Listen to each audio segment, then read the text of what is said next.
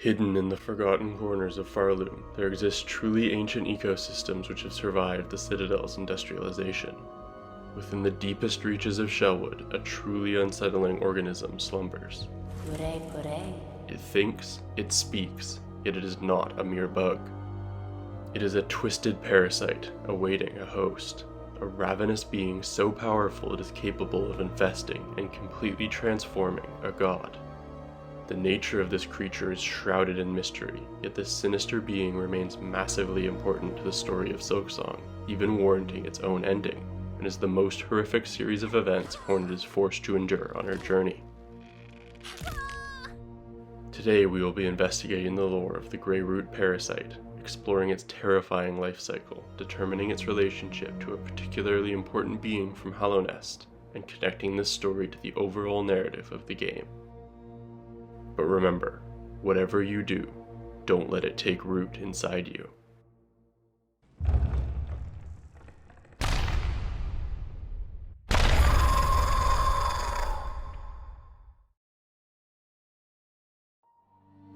In the distant past, a being of root and flower once ruled this forest. Her name was Nyleth, and she was the ancient heart of Shellwood, connected to all its living things. She was the wood's first seed, and the origin of the entire ecosystem.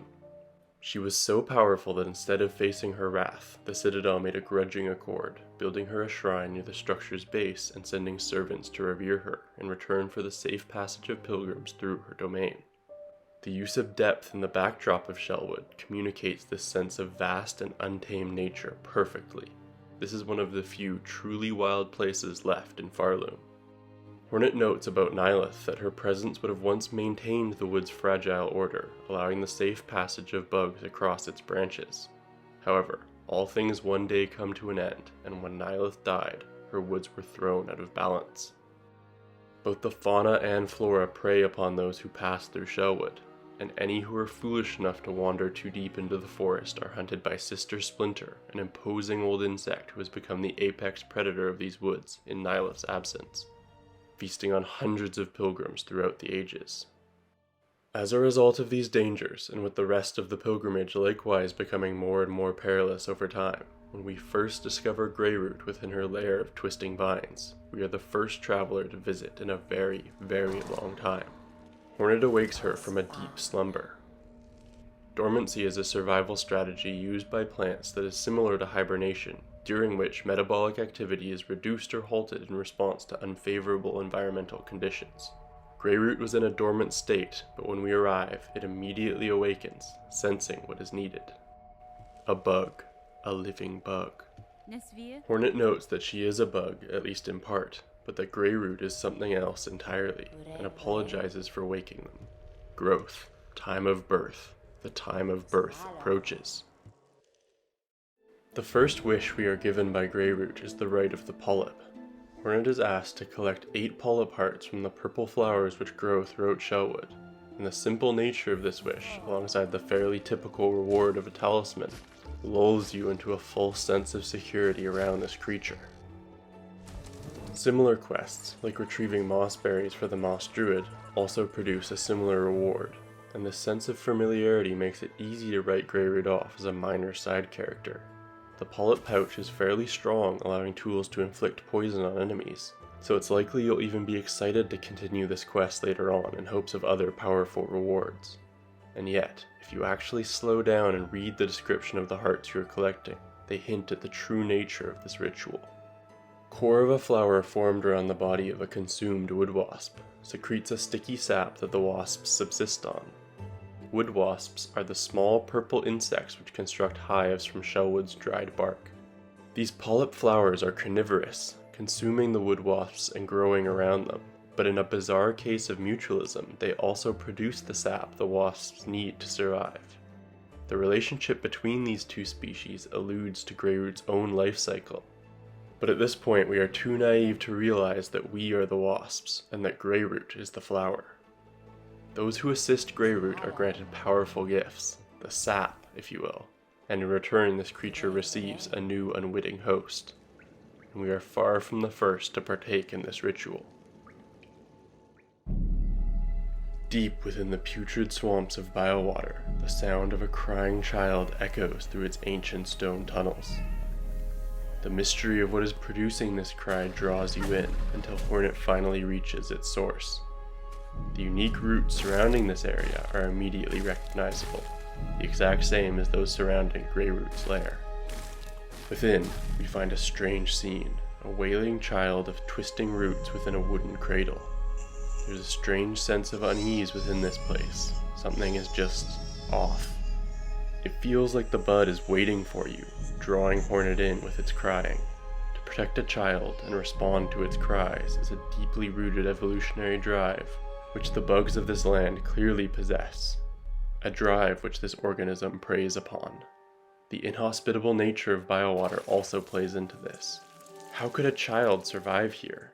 It feels wrong to leave it, but at the same time the question of why it is hidden in this inhospitable place certainly should set off warning bells in the back of your mind. Regardless of this unease, a deep curiosity alongside that false sense of security surrounding Greyroot won over, and so you return to Shellwood with the child in tow.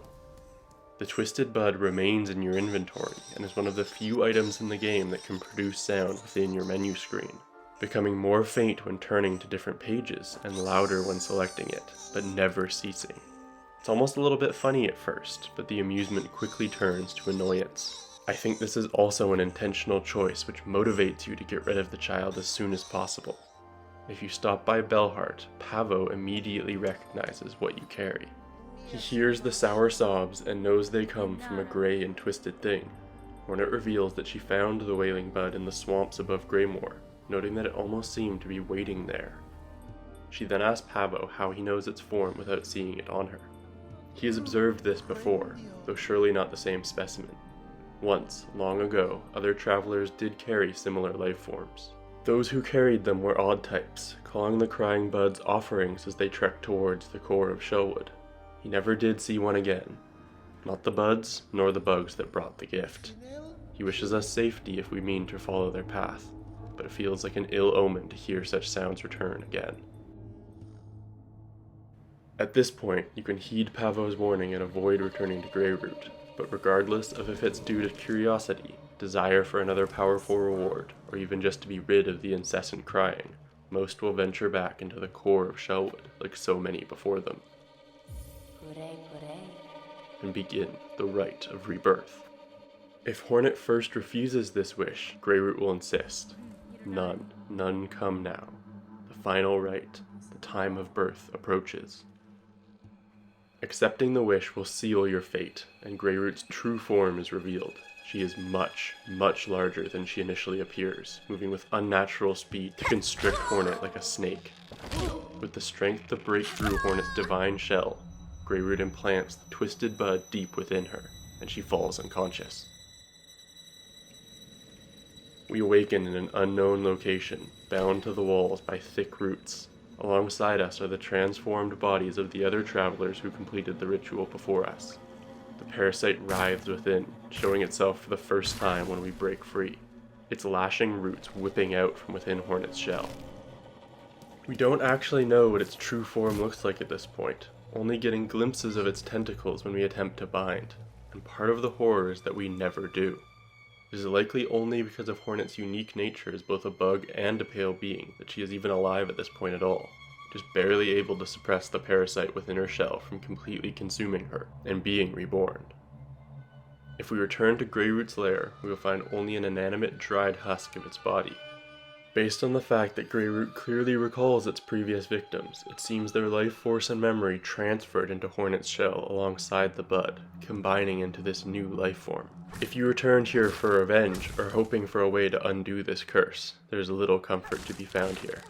Attacking the body will break it easily, making it clear that whatever Greyroot was, it is now inside Hornet. This is but an empty shell. Many characters, such as Pavo, the Bellheart shopkeep, and Chakra, will immediately recognize Hornet's sickness and offer sympathy, as Hornet looks like she's about to drop dead at any second in this form. The parasite has weakened her significantly, partially limiting her ability to generate silk, making her unable to bind and heal herself, and completely overpowering her crest, removing all tool slots. This change to her crest is the most significant from a lore perspective. Hornet's conversation about the nature of crests with Eva, the Weaver's failed attempt at creating a god, makes this clear. Crest is an old Weaver term for a bug's true essence, the identity born through a lifetime, imprinted on their soul. This parasite completely overwrites Hornet's essence.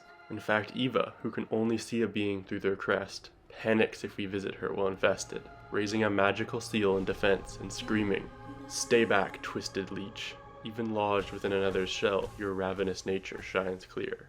You shall not defile this chamber, nor claim my soul."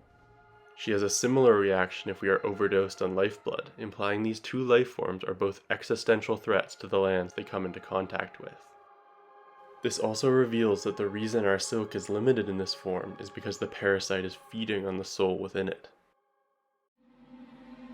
Before we continue, I feel like this is a good place to note that the life cycle of Greyroot is clearly inspired, at least in part, by the xenomorph from the Alien franchise. The forced implantation into a host, within which it grows inside until eventually bursting free, then developing into its adult form. After being implanted, Hornet is even strung up to the wall within Greyroot's nest in a way that is extremely evocative of how implanted humans are stored in xenomorph hives. The alien even takes DNA from its host and bases its form upon them. In the same way, despite not being a bug, Greyroot can speak their language and hides its true form to mimic its targets. Greyroot will even sing like other bugs if we play the needle in around it, but it will not reveal anything within its thoughts.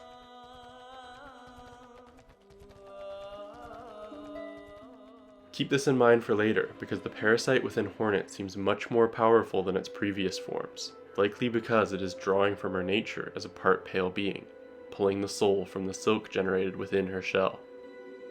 The parasite isn't the only thing in Silksong inspired by Alien. The weave nests also appear to be based on the derelict ship from the original movie, with their dark techno-biological design. The weave nests always seemed intentionally out of place and futuristic compared to the rest of Farloom, and I think Team Cherry took inspiration from Alien to create this unique atmosphere. The Alien connection also makes it clear that this storyline is dealing with serious themes of assault and forced impregnation, as the xenomorph was designed to evoke these fears through both its horrifying design and life cycle. An infant is being forced into Hornet's body, draining her of strength while growing inside her, and she must undergo an incredibly painful, barbaric, and expensive medical procedure from a disgraced doctor just to remove it.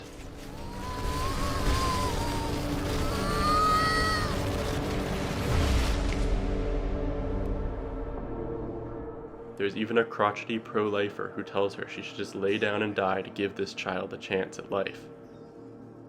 The idea of something being violently implanted inside you and slowly consuming you from within is universally terrifying, and is what makes this organism so unnerving, and its storyline feels so dark and oppressive. Now that we've explored its life cycle, it's time to discuss what exactly the parasite actually is, because a big part of the horror of this creature is how little we know about it. The first thing to note is right in the name, its root-like nature. There are plenty of other sentient plants in this world, but only one other seems to have roots throughout an entire kingdom, that being the White Lady of Hollownest. As a result, I've seen many theorizing that they are directly related, two members of the same species, and while there are certainly some important similarities, there are also some obvious differences that lead me to believe these are more akin to distant relatives. Let's talk about the similarities first. The White Lady is found in a similar cocoon-like shape, and her roots spread all throughout the land. Outside of the Queen's Gardens, we find these roots predominantly within the ancient basin in the Abyss, a remnant of the creation of the vessels. Here they are stripped of their pale glow, revealing an almost identical color to Greyroot herself. The Queen's eyes are similar as well, with many glowing pupils, although the White Lady possesses 3 in each eye where Greyroot only has 2. In her dialogue, the White Lady explains that she is bound within her cocoon to suppress her instinctual desire to reproduce, much like Greyroot's single-minded focus on the ritual of rebirth. But this is also where we come to our first key difference. Where Greyroot is parasitic, requiring the life force of bugs to be reborn, the White Lady instead has the innate drive to spread her seeds throughout the land. Every vessel in Hollow Knight's Abyss was born from her eggs after being infused with void, which is a far cry from Greyroot's life cycle, in which its adult form is abandoned in the process of implanting a new bud, to the point where these two reproductive strategies are almost opposites. The White Lady is driven to create as many offspring as possible, whereas there is only ever one Greyroot. Another key difference is the White Lady's nature as a pale being. This godlike class seems to be defined by the ability to generate soul from their own body, producing the white glow from which their name stems. In contrast to this, the Parasite consumes soul, and is even able to transform both Hornet and Grandmother Silk into wooden shells, stripping them of their pale nature and claiming all of their soul for itself. I think it's clear that while the White Lady and Greyroot are certainly similar life forms with similar drives, their relationship to soul is completely different, continuously generating on the one hand and endlessly consuming on the other. With this in mind, let's return to Hornet. After being infested by the Parasite, we have two options: try to find a way to remove it, or push forward towards our goal in this weakened state. Most people will immediately choose the sane option and seek out Yarnaby, transforming the Parasite into the Witch Crest, through a questionable medical procedure. On a side note, the Witch Crest is definitely my personal favorite in the game. However, pushing forward while infested gives us far more insight into this creature's abilities. There are a number of interesting interactions if the player keeps the Parasite, which you might have seen elsewhere, but each has its own lore implications. First off, if you encounter a Wardenfly and get captured within its rune cage while cursed, this cage diminishes Hornet's power, just like the one which carried her to Farloom in the opening cutscene, and so her body is unable to suppress the Parasite, and it momentarily breaks free.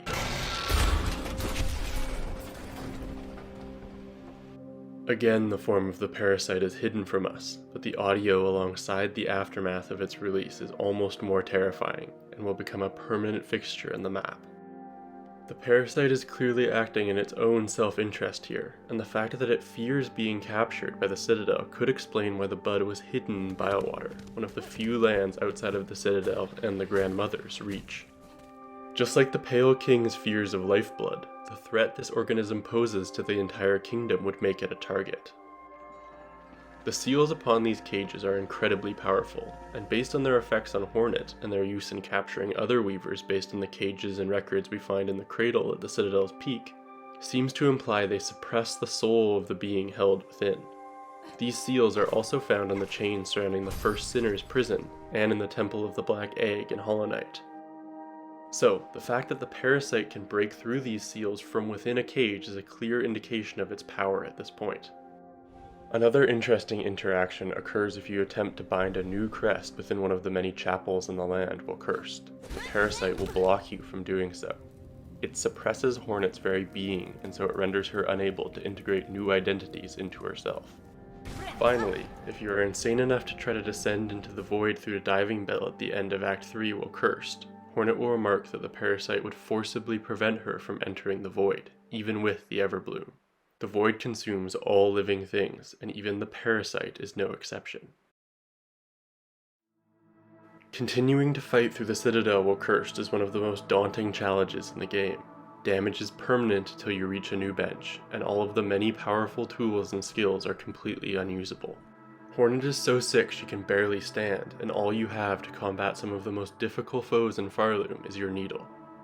Managing to struggle all the way to the peak of the Citadel rewards you with a clash with a true pale being, a full-fledged god. The only reason I can imagine Hornet choosing this route from a lore perspective is that the Parasite is driving her forward, sensing a powerful mass of silk contained within the stirring Grandmother. It hungers for a god, but it needs Hornet to weaken its prey before it can strike, and so the battle ensues. This fight is brutal. I had 8 masks when I faced her, which means I can take just 3 hits before dying. 3 mistakes to kill a god with nothing but a needle.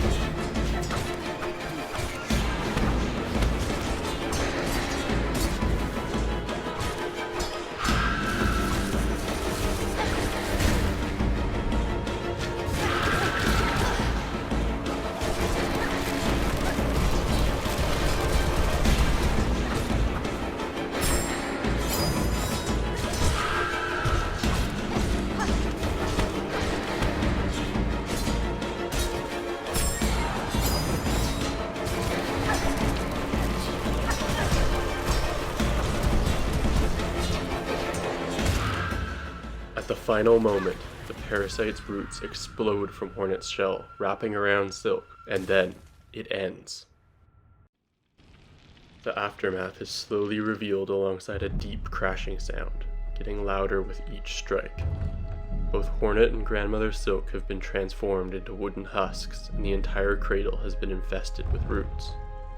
All of the silk in the land previously bound to the cocoon seems to have been consumed, and the parasite has transferred itself from Hornet's shell into the Grandmother's womb, and it begins to break free. The parasite was much weaker than a god and needed Hornet to push one to the brink of death to consume it. But whatever emerges from this corpse is a new life form entirely. The twisted child is free, and all of Farloom will bear witness to its ascension and be consumed.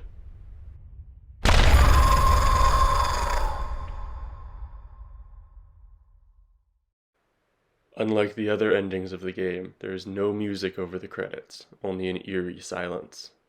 The unique Greyroot title screen no longer plays Silksong's main theme, as if the very identity of the game has been consumed as well. I hope you enjoyed this exploration into Silksong's darkest quest, and if you want to see more, leave a like and subscribe. There will be more Silksong videos coming in the future. If you plan on attempting to reach this ending yourself, here are some tips I learned from my playthrough. First of all, do as much as you can before becoming cursed. Get all 3 melodies and beat Lace.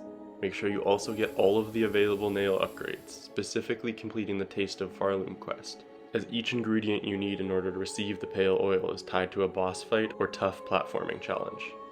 I'd also advise getting as many masks as possible, at least 7, as the difference between being able to take 3 hits from Silk versus 4 is massive. Finally, in the fight itself, remember to use the claw line ability to close gaps, as this will increase the speed of your runs significantly. You can also hit the spikes she brings up to permanently remove them. Other than that, there's no real way to make this fight easier, it just takes patience and practice. Best of luck. And, as always, thanks for watching.